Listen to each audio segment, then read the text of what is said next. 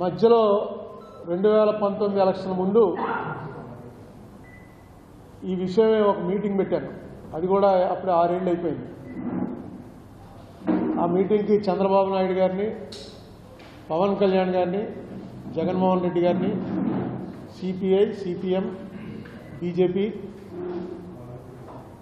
పార్టీల వారందరికీ కూడా పార్టీ హెడ్లకి ఒక ఉత్తరం రాశాను.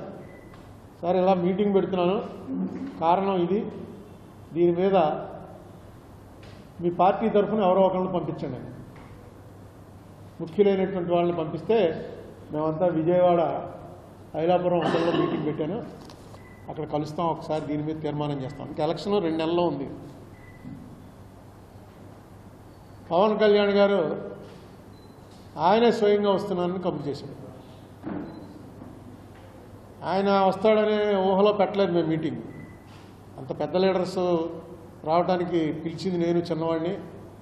ఆయనే వస్తాడని నేను అనుకోలేదు. ఆయన డైరెక్ట్గా పవన్ కళ్యాణ్ గారే వస్తున్నారండి అని చెప్పి నాకు కబురు వచ్చేటప్పటికి కొంచెం అప్పటికప్పుడు రాత్రి కొంచెం అరేంజ్మెంట్స్ పెద్దవి చేసుకోవాల్సి వచ్చింది. అలాగే ఆయన రావటం వల్ల ఆయన వచ్చి 3 అవర్స్ అక్కడ ఉండిపోయాడు. ఆయన